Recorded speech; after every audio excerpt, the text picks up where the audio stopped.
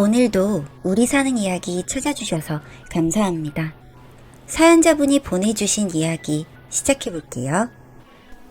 안녕하세요. 저는 이혼 가정의 외동딸로 자라온 여자입니다. 그러다가 나이를 먹고 결혼을 하게 되었는데요.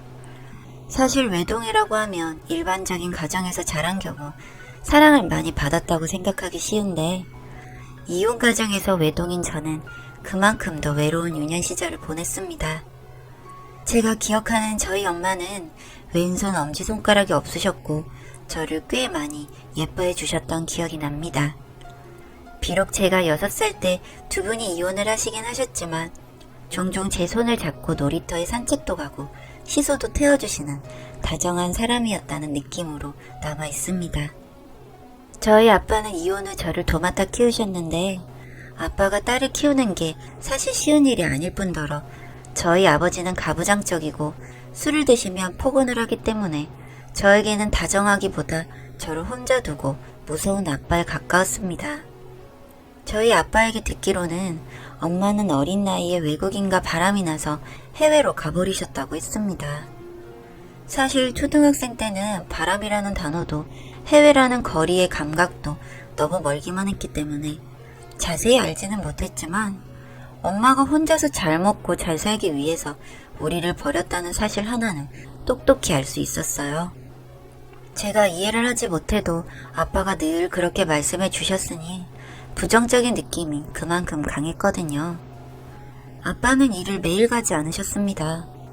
어릴 때라 몰랐는데 일을 하기 싫어하지만 빚을 갚기 위해서 억지로 일주일에 몇 번 정도 일용직으로 일을 한다는 걸 중학생이 되기 전에 알게 되었고 제가 고등학교 입학할 무렵에는 돈이 없으니 저에게 학교를 가지 말라는 말을 하셨습니다.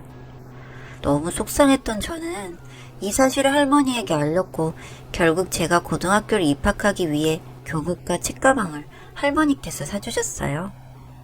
고등학교에 가고 난 이후로는 그냥 제가 불행한 아이라는 생각만 하고 지냈던 것 같습니다. 학교 급식비를 줄 수 없다는 아빠와 그런 제가 불쌍해 주름이 자글자글한 손으로 폐지를 주어서 급식비를 주시던 할머니가 비교가 되면서 저도 모르게 빨리 독립을 해야 한다고 생각했습니다. 처음에는 또래 친구들처럼 대학교에 가서 캠퍼스라는 곳도 다녀보고 연애도 하고 친구들과 여행도 다니는 소박하다면 소박한 미래를 꿈꾸기도 했지만 집에만 들어가면 숨이 턱 막힐 듯 답답한 저의 환경이 그건 다른 세상의 이야기라며 저를 다잡게 해주더군요.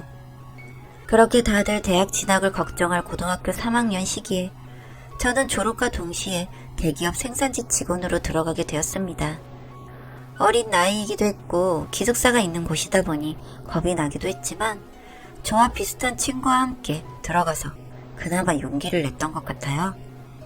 처음에는 일도 서툴고 공장은 나이도 다양한 사람들이 한 공간에서 일을 하다 보니 적응하기가 쉽지 않았는데 그래도 어린 나이에 일을 해서 그런지 아줌마들이 많이 챙겨주셔서 몇 달이 지나니 공장 업무에도 제법 익숙해지게 되었습니다.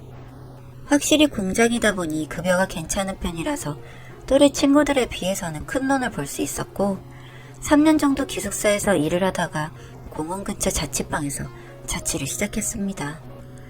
그리고 얼마 뒤 지금의 신랑을 만나게 되었는데 공장 인근에서 같이 일을 시작한 고등학교 친구와 맥주를 먹고 있었는데 신랑이 말을 걸더라고요. 어디 회사 다니지 않냐고 본인도 거기에서 일하는데 길 가다가 종종 본 적 있다고요. 말로만 듣던 헌팅이었습니다. 그래서 같이 앉아서 술을 먹기 시작했는데 제가 처음 입사했을 때부터 어린애가 벌써 회사를 다니는 게 신기해서 눈이 갔었는데 자주 보다 보니 제가 좋아졌다고 하더라고요. 처음 만남에서 이런 고백이 부담스럽긴 했지만 저도 성인이 되어 연애를 해본 적이 없다 보니 그날 이후로 퇴근 후 남자친구 차를 타고 드라이브도 가보고 영화도 보고 밥도 먹으며 연애를 시작하게 되었습니다. 신랑은 저보다 5살이 많았는데 전문대학을 다니다가 취업 연계형으로 회사에 운 좋게 들어온 케이스라고 했습니다. 사실 늘 혼자라고 생각을 했는데 남자친구가 생기게 되니 많이 의지를 하게 되었고 그러다 보니 결혼 생각도 빨리 하게 되었어요. 저희는 2년 정도 연애를 하고 결혼을 했는데 다행히 신랑 부모님도 제가 편부 밑에서 자란 걸 흠으로 보기보다는 안쓰러워하고 더 챙겨주시려고 해주셔서 감사했습니다. 아빠는 결혼에 보태줄 돈이 없어서 결혼하는 것에 의견을 내지 않으셨지만 결혼식장에 참석은 해준다고 해서 저희가 모은 돈으로 작은 전셋집을 마련하였고 결혼식도 준비를 완료했습니다. 결혼식을 하게 되면 결혼식을 도와주는 도우미 이모가 한 명씩 붙으시는데 새벽부터 제 짐을 들어주시는 이모님께서 어쩐지 부모님 또래로 나이가 좀 있어 보이시더라고요. 대부분 이모님이라고 해도 젊은 분들이 많아서 의아하게 생각하던 찰나에 그 이모님의 손가락이 눈에 들어왔어요. 저희 엄마처럼 엄지손가락이 없으셨습니다. 결혼식이라 한편으로 마음이 센치해지기도 했고 엄마 또래의 푸근한 인상의 이모님을 보니 갑자기 잊고 지는 엄마가 생각이 나더군요. 그래서 결혼식장을 가는 차 안에서 저도 모르게 이런저런 이야기를 하게 되었습니다.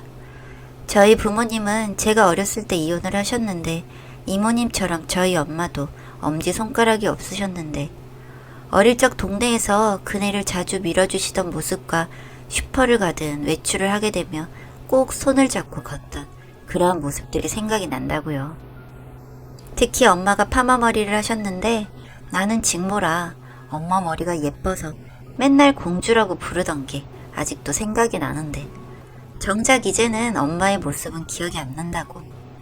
우리 엄마랑 같이 손가락이 없다는 이유 하나만으로 저는 혼자서 이야기를 해나갔던 것 같습니다.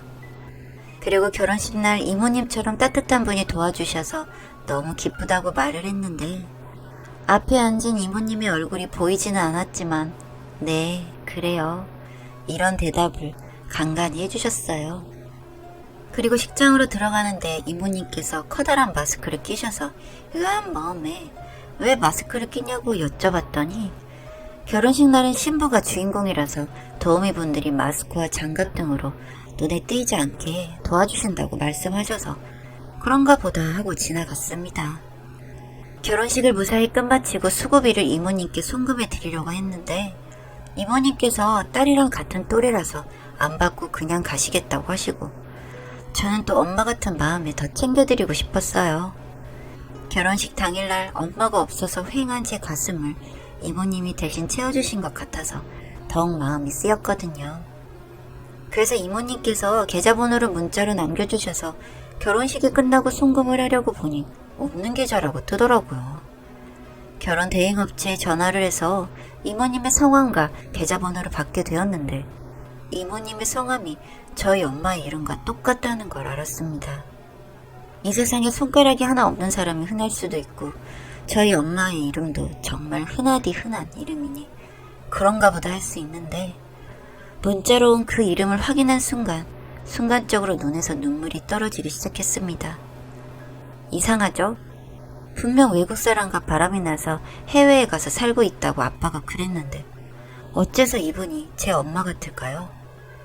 본인 잘 살겠다고 우리 버리고 간 엄마가 왜 주말에 쉬지도 못하고 결혼 도우미 일을 하고 있고 그리고 차에서 이야기하는 것을 들었으면 내가 본인 딸인 걸 알았을 텐데 결국 말하지 못한 엄마.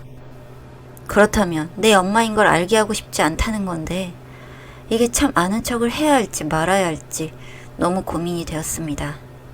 제 느낌상으로는 엄마가 확실했으니까요. 그냥 그런 거 있잖아요. 아무것도 확실한 것은 없지만 강렬하게 땡기는 그 어떤 것이요. 엄마라는 걸 알게 된 순간부터 저의 고민은 시작되었고 신랑과 상의 끝에 결국 엄마에게 연락을 하게 되었습니다. 얼굴은 기억이 나지 않지만 이 세상에 같은 이름과 같은 나이 또래 그리고 같은 신체적 특징이 있는 사람은 흔치 않다고 생각한다며 신랑에게 말했더니 왜 그런 걸 고민하냐고 하더군요. 당연히 만나봐야 한다고요. 그래서 저는 엄마를 만나게 되었습니다. 신랑은 제가 걱정되어 동행을 하긴 했지만 카페 밖 차 안에서 기다려 주었고 엄마와 둘이 만날 수 있는 자리를 만들어 주었습니다. 처음 엄마를 만나면 원망을 먼저 해야 할지 왜 이렇게 살고 있는지 걱정을 먼저 해야 할지 고민을 많이 하고 나갔는데 먼저 말문을 연 것은 엄마였습니다. 서로 애틋하게 바라보고 눈물 흘리고 그런 장면은 없었습니다. 엄마는 그저 이야기를 시작할 뿐이었어요. 저는 아빠에게 들은 대로 엄마가 바람이 나서 이혼을 하고 외국에 갔다고 알고 있었는데, 사실은 아빠가 일도 잘 나가지 않고 가정에도 소홀히 하다 보니 결국 경제적으로 일을 해서 돈을 벌어야 하는 사람은 엄마였고, 엄마는 이 교대로 실 공장에서 근무를 하고 있었다고 했습니다. 공장이 아주 작은 회사였고 외국인 노동자들이 많은 회사였는데, 제가 아기 때 저를 키우면서 잠도 못 자고 일을 하다가 깜빡 한눈을 판 사이에 손가락이 절단되는 사고가 있었다고 했습니다. 특히 그때 엄마와 같이 근무를 하시던 외국인 동료가 엄마를 병원으로 옮겨주고 보호자인 아빠가 올 때까지 간호를 해줬는데, 그 외국인 동료가 남자이다 보니 아빠가 그날 이후로 엄마에게 의처증이 생기셨다고 하더군요.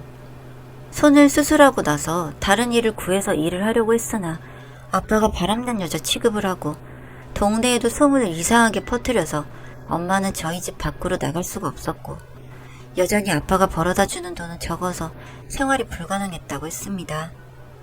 그래도 엄마에겐 제가 있었기 때문에 살아보려 부단히도 노력을 하셨었다고 해요. 그래서 새벽에 할 수 있는 배달 아르바이트라도 하려고 집 밖으로 나섰는데, 그것도 바람 피우려고 나간다고 의처증 증세를 보인 아빠에게 붙잡혀 폭행을 당했고, 엄마는 그렇게 살 수는 없다는 생각을 했다고 합니다. 아빠 역시도 더 이상 바람난 여자와 살 수 없다는 억장 무너지는 소리를 하며 엄마에게 이혼을 요구했고, 엄마도 더는 버티지 못하고 이혼을 하셨다고 해요. 그리고 나서 저를 키우기 위해 소송을 준비 중이었는데, 아빠가 그 무렵 저를 데리고 이사를 가버리셨고, 그러면서 저를 방패 삼아 연락을 하면 아이를 때리겠다는 식으로 이야기를 해서 너무 두려웠다고 했습니다.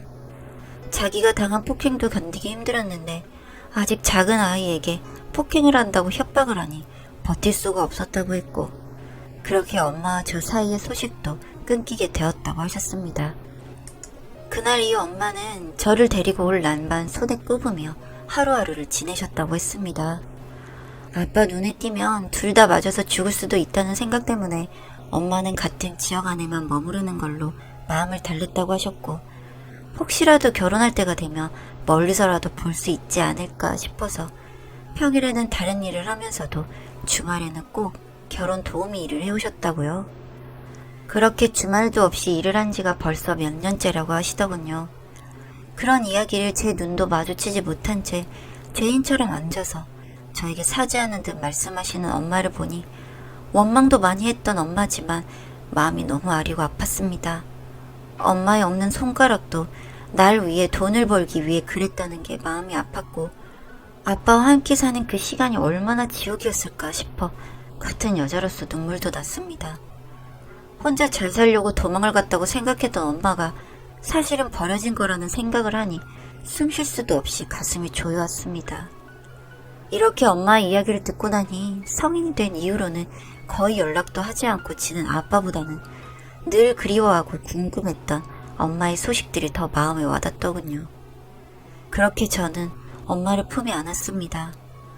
그제서야 엄마는 잘 바라보며 제 얼굴에 흐르는 눈물을 닦아주셨어요. 그러면서 보기만 해도 아까운 내 딸아, 난 그래도 네가 다시 출발하는 그 결혼식에서 네 옆에 있을 수 있어서 얼마나 행복했는지 몰라. 그리고 네가 차 안에서 날 잊지 않고 그 어릴 때의 기억을 이야기해주는데 난 그냥 그 자리에서 죽어도 여한이 없다고 생각했어. 내가 너에게 뭐라고 할 수 있을까? 그저 이렇게 잘 살아내준 게 너무 고맙다. 너무 감사해. 라며 안아주셨습니다. 너무 포근했어요. 그렇게 그날 이후 저는 엄마와 연락하며 지내고 있습니다. 남편의 배려 덕분에 엄마 집과 가까운 곳으로 이사를 해서 어릴 때부터 그렇게 만나고 싶고 보고 싶었던 엄마와 시간을 많이 보내고 있습니다. 남편도 그동안 엄마 없이 많이 외로웠으니 지금부터라도 엄마와 함께하는 삶을 살아보라고 말해줍니다. 그래서 남편과 저는 엄마를 모시고 자주 식사도 하고 근교로 나들이도 갑니다. 엄마랑 해보고 싶었던 스티커 사진도 찍어보고 엄마 옷도 골라주고 제 옷도 사러 같이 쇼핑도 다닙니다. 대중탕에 가서 엄마 등도 밀어드리고요. 아직도 엄마와 해보고 싶은 게 너무너무 많아서 하루하루 기대가 넘쳐납니다. 엄마와 저는 그렇게 그동안 그리움을 푸는데 집중하며 지내고 있습니다. 시댁과 신랑도 진심으로 기뻐해주고 엄마는 몇 년이 지난 지금도 염치 없다고 하시면서 미안해 하시지만 제가 괜찮은데 더 거리낄 게 뭐가 있겠어요. 저도 이제는 한 아이의 엄마가 되다 보니 그때 절 두고 쫓겨났어야만 했던 엄마를 생각하면 얼마나 아프고 힘들었을지 상상조차 힘듭니다. 정말 효도하면서 살아보려고요. 오늘이 제 결혼 기념일이다 보니 오랜만에 옛날 이야기가 생각이 났습니다. 생애 한 번뿐인 결혼식에서 잃어버린 엄마까지 다시 찾게 되었던 정말 행복한 추억이었네요. 제게도 이런 엄마가 있다는 걸 많은 분들에게 자랑하고 싶은 그런 밤입니다. 저는 엄마가 있습니다. 저는 절 사랑해주는 엄마가 있습니다. 저는 제가 사랑하는 엄마가 있답니다, 여러분.